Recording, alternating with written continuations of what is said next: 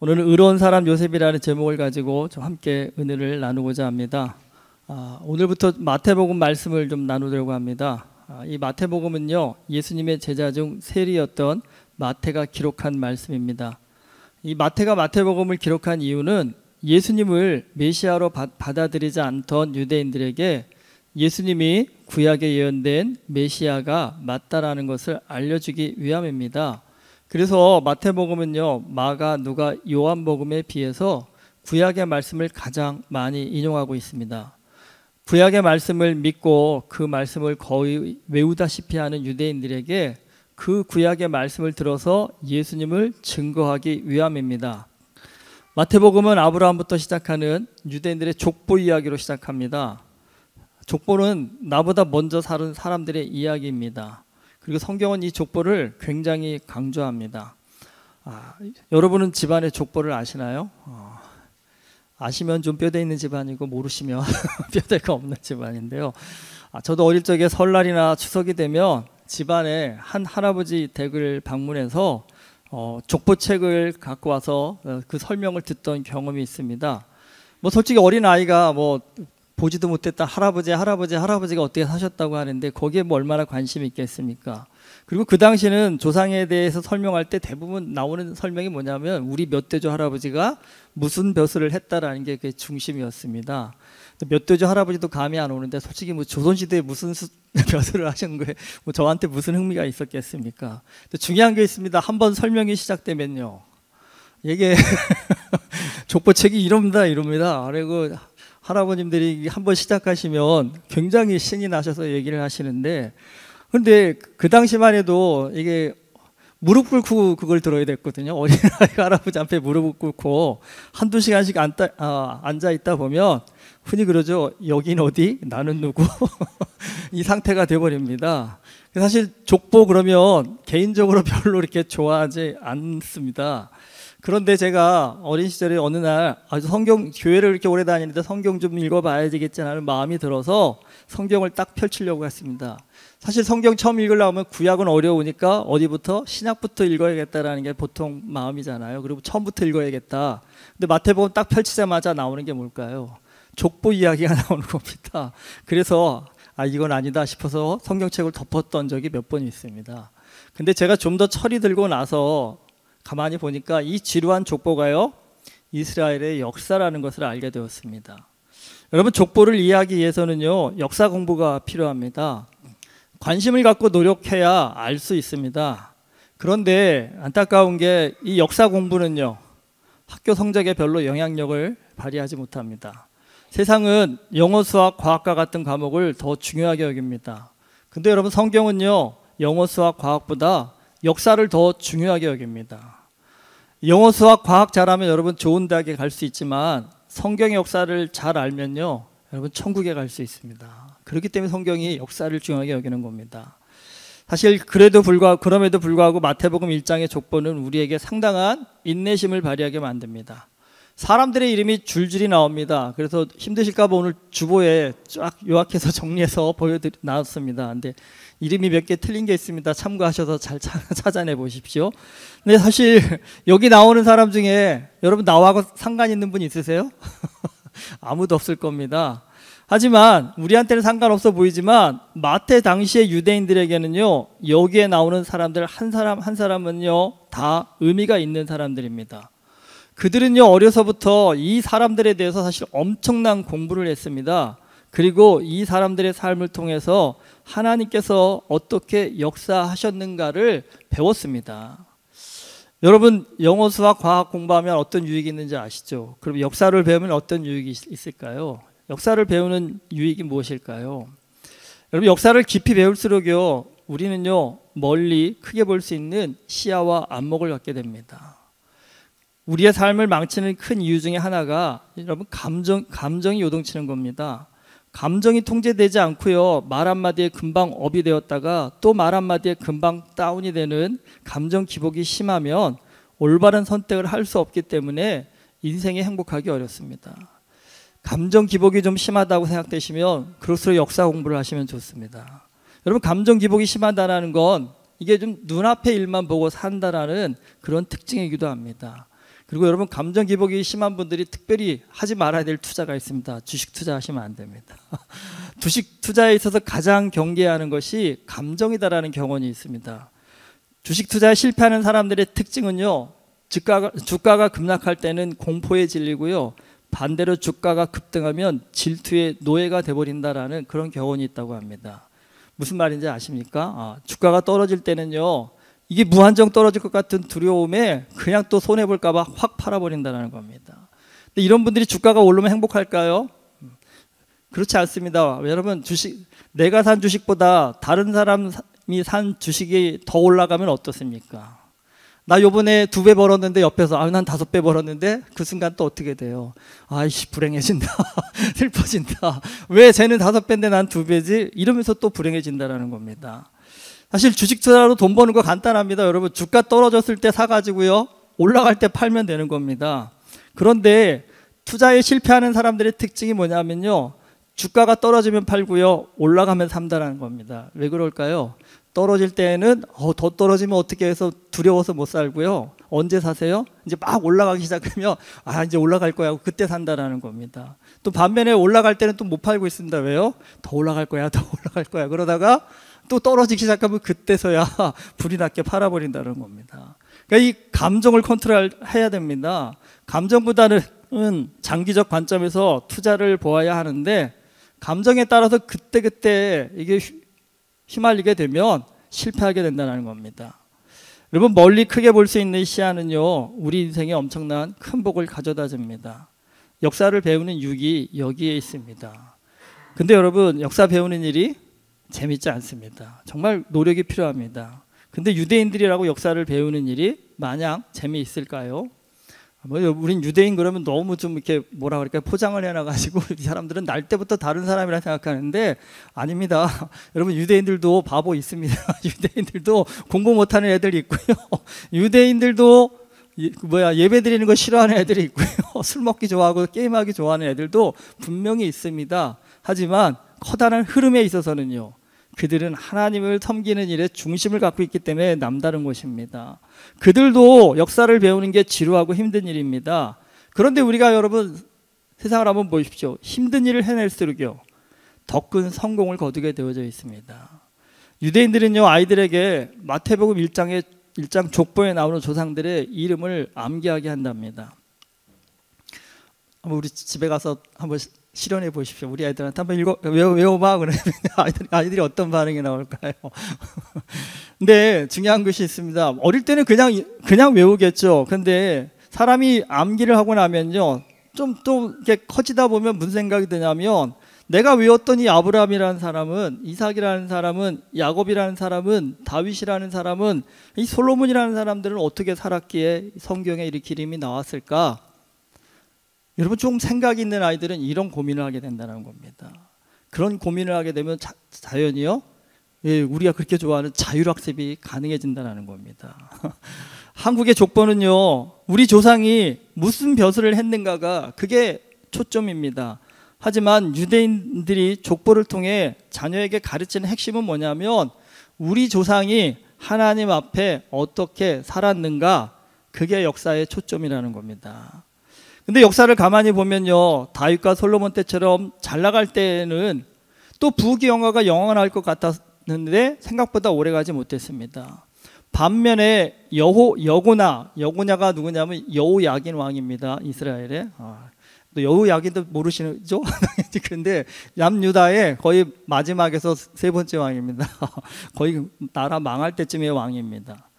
그리고 이 여고냐가 바벨론에 대항했다 포로로 끌려갑니다. 그러니까 이스라엘이 이때부터 거의 남유다가 망해가는 시점인 겁니다. 근데 솔직히 한 나라의 왕이 포로로 끌려갔다 한다면 나라의 운명이라는 게요, 이제 거의 끝장난 거 아니겠습니까? 그러니까 우리가 흔히 그러잖아요. 나라가 망하면 세상이 무너지는 것 같다라고요. 그런데 여러분, 진짜 세상이 무너졌을까요? 나라가 망해도 세상이 무너지지 않았습니다. 남유다가 정말 나라가 망하는 큰 일을 겪었지만 무슨 일이 일어났냐면, 하나님의 약속에 따라서 70년 만에 포로에서 돌아오는 그런 날이 왔다라는 겁니다.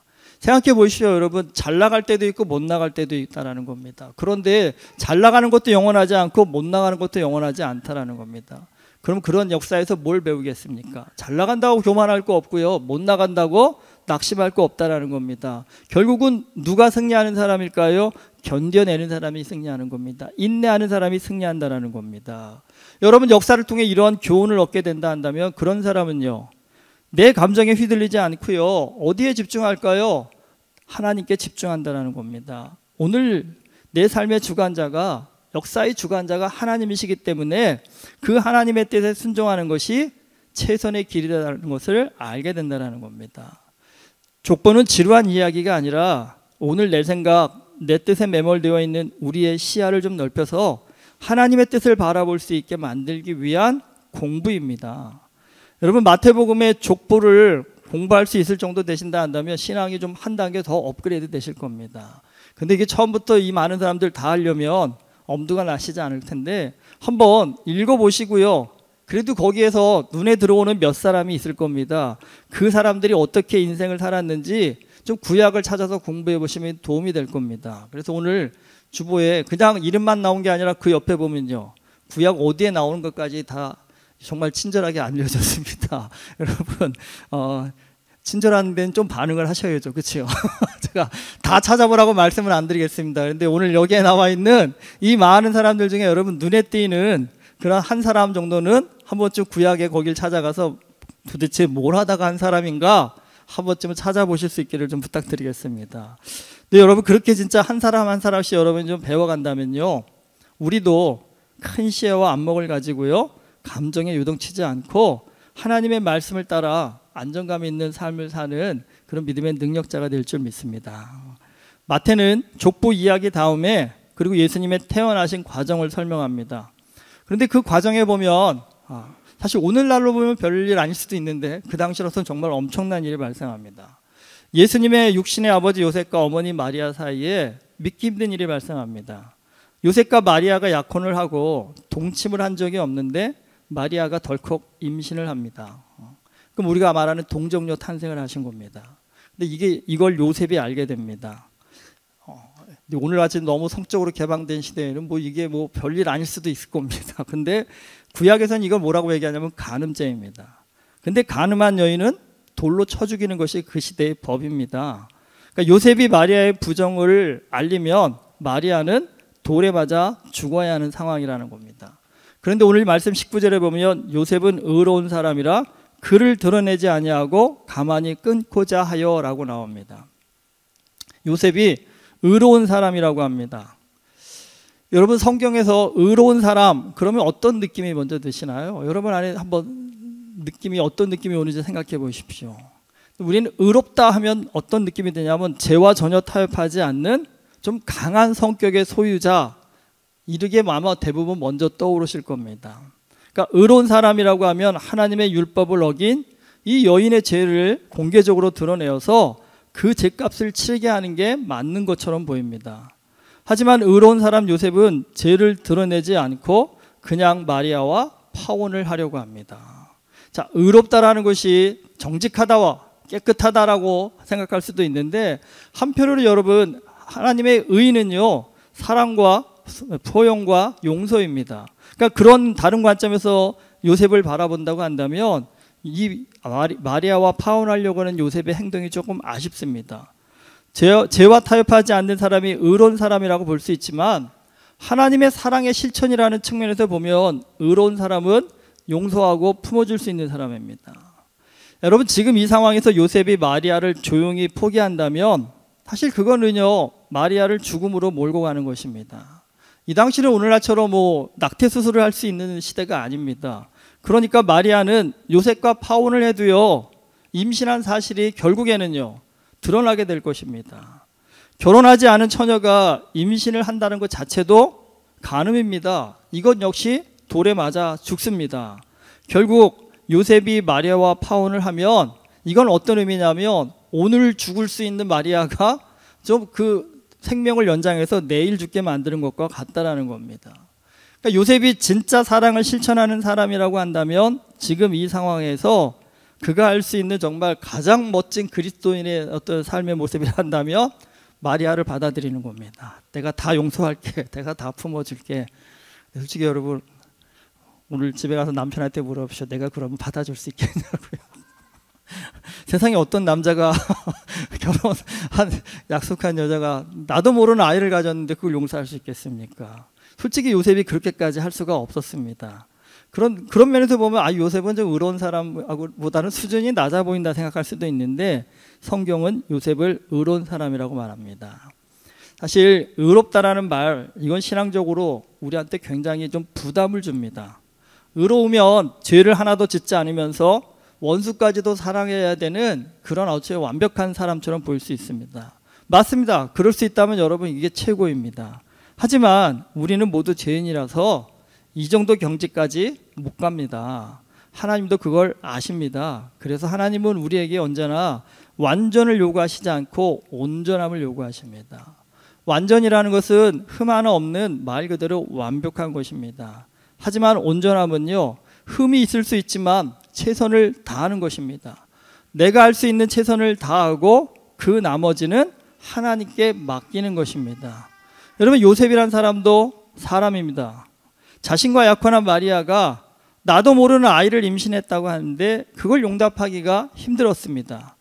솔직히 용납은 고사하고 배신감에 이 여자가 간음을 했다고 동네방네 알리고 마리아를 좀 죽이는 일에 앞장설 수도 있습니다.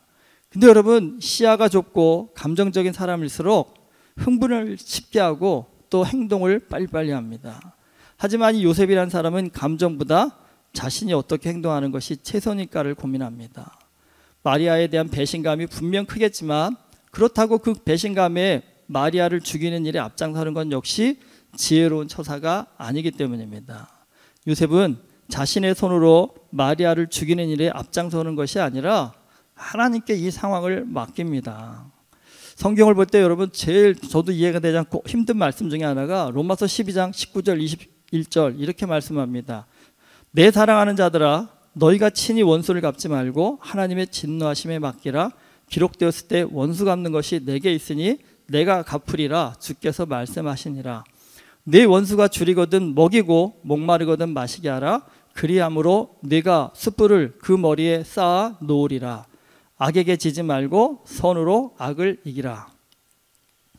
19절 말씀은 신명기 말씀이고요, 20절 말씀은 잠언의 말씀입니다. 원수를 하나님의 진노하심에 맡기랍니다. 그러실 수 있으시겠어요? 원수가 줄이거든 먹이고 목마르거든 마시게 하는 호의를 베풀라고 합니다. 정말 그러실 수 있으시겠어요? 솔직히 한편으로 왜 억울하게 이렇게 해야 됩니까? 라고 따져 물을만 합니다. 왜 이렇게 하라고 하실까요? 성경이 말씀하죠. 왜냐하면 복수와 심판은 하나님의 영역이기 때문입니다. 그러니까 사람이라는 것이 하나님의 영역을 내가 하려고 할 때 탈인하게 된다는 겁니다. 여러분, 의롭다라는 건요, 내가 하나님처럼 완벽하게 행동하는 것을 의미하는 것이 아닙니다.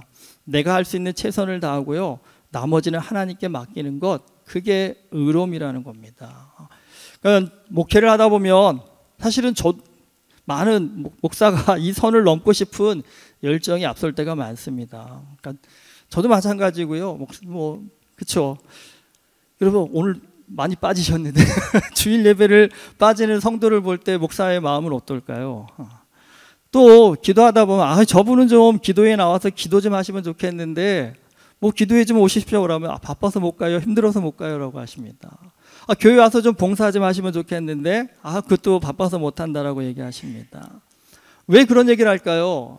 인생에 있어서 여러분 다 힘들고 어렵고 괴롭지만 사실 그럴수록 하나님 앞에 한 발짝만 더 나오면 그 삶이 바뀔 수가 있는데 생각보다 그런 걸 잘 안 하려고 합니다. 힘든 분일수록 그 힘듦에 빠져가지고 안 하려고 합니다. 근데 여러분, 신앙적으로 못해요 하는 분을 할 수 있게 만드는 가장 좋은 방법이 뭘까요? 그거 목사가 못합니다. 누가 하실 수 있을까요? 하나님이 하시면 금방 됩니다. 여러분, 저희 교회 새벽 기도를 안 하니까 강요 안 하지만 한국은 특별 새벽 기도회만 1년에 몇 번씩 하거든요. 저도 전도사 시절에 특별 새벽 기도회만 하면 목사님한테 가서는 뭐라 못하니까 저한테 와서 막 그러고 하십니다. 뭔 새벽 기도를 이렇게 자주 하느냐고 힘들어 죽겠는데 나오시면서 그런 얘기 하면 또 모르겠는데 안 나오시면서 꼭 그런 얘기를 하시고요. 아니 뭐 오시지도 않는데 왜 그러세요? 그랬더니 그래도 마음의 부담은 있다라는 겁니다. 자기는 너무 바빠가지고 그리고 자기는 한밤형 인간이라서 새벽에 절대 못 일어난다는 겁니다. 나는 새벽잠이 많아가지고 새벽기도에 못 나오겠다라는 겁니다. 그런데 여러분 그분이 어느 날 새벽기도에 나오셨습니다. 왜 나오셨을까요?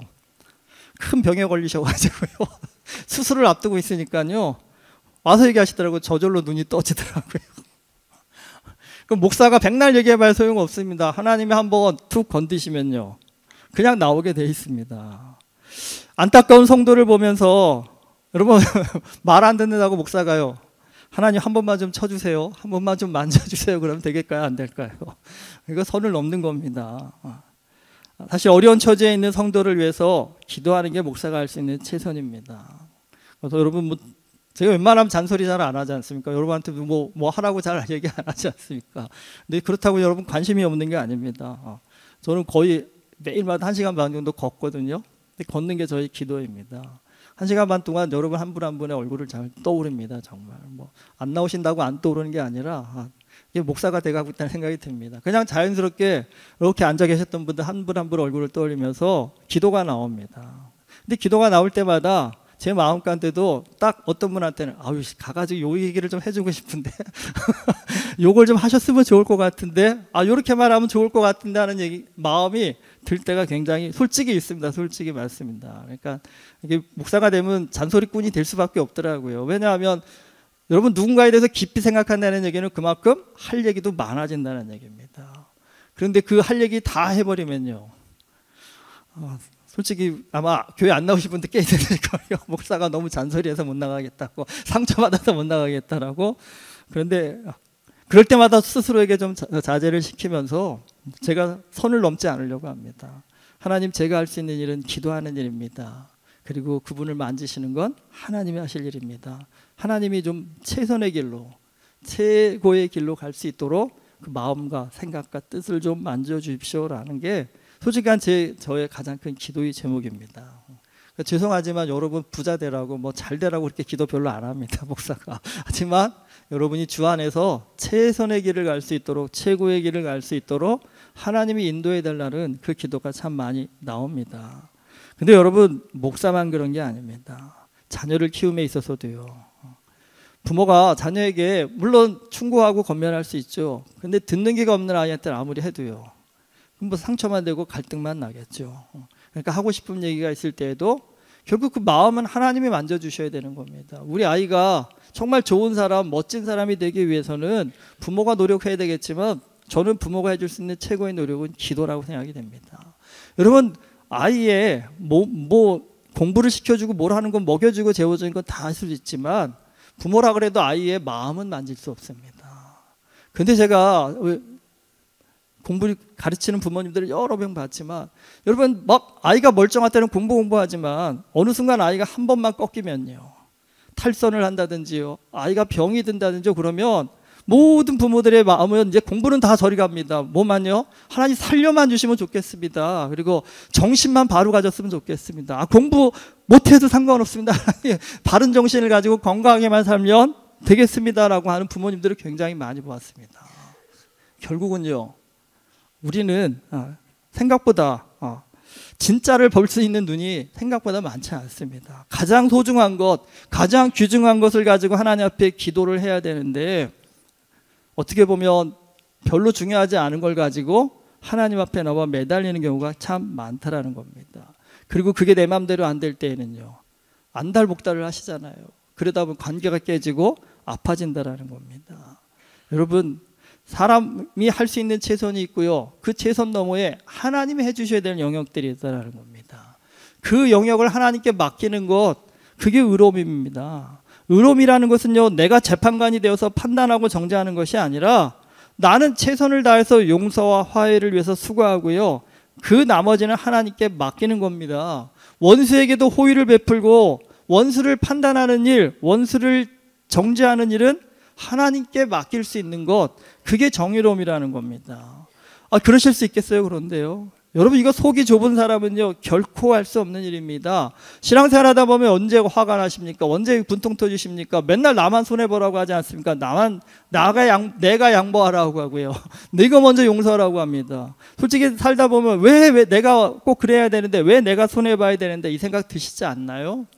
그런데 여러분 한번 인생을 좀 살아보시고 넓게 보십시오. 결국은 누가 더 큰 복을 받을까요?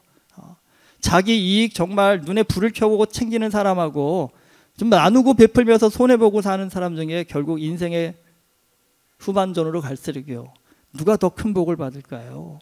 결국 제가 말씀드리죠. 복은요 마음의 그릇에 따라 받는 것입니다.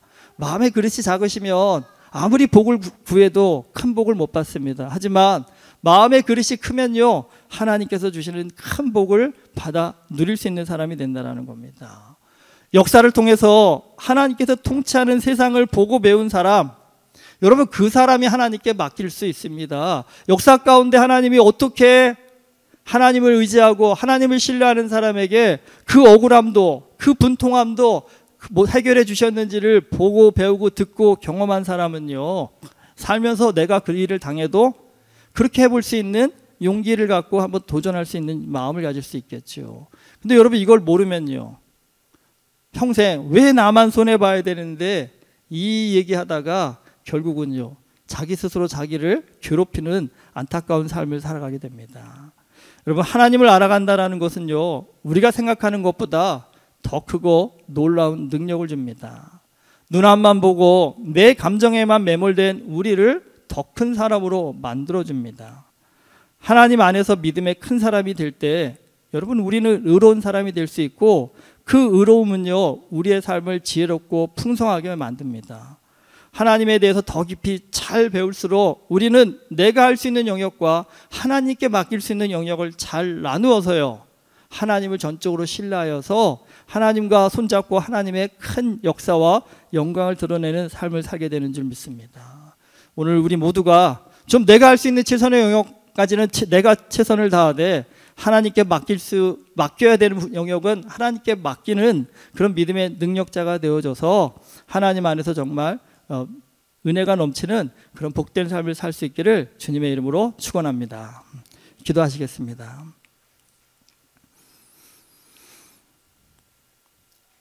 하나님 아버지, 우리의 삶을 돌아보면 하나님 아버지께 맡기는 것, 하나님을 의지하는 것이 최선의 삶임을 고백합니다. 그런데 때때로 우리가 하나님의 영역을 침범하여서 내가 재판관이 되고 판단하려고 합니다. 그런 어리석음 때문에 우리의 삶이 더 고통스러워지고 힘들 때가 많습니다. 주님, 요셉이 의로운 사람이 되어져서 자신의 최선의 영역을 최선을 다하고 하나님 앞에 내어 맡겼듯이 우리의 삶도 내가 할 수 있는 영역에서 최선을 다하되 할 수 없는 영역은 하나님께 맡길 수 있는 그런 믿음의 결단을 허락하여 주시옵시사 하나님 안에서 정말 능력 있고 아름다운 삶을 살아갈 수 있도록 우리의 생각과 마음과 뜻을 주장하여 주시옵소서. 예수 그리스도 이름으로 기도드립니다. 아멘.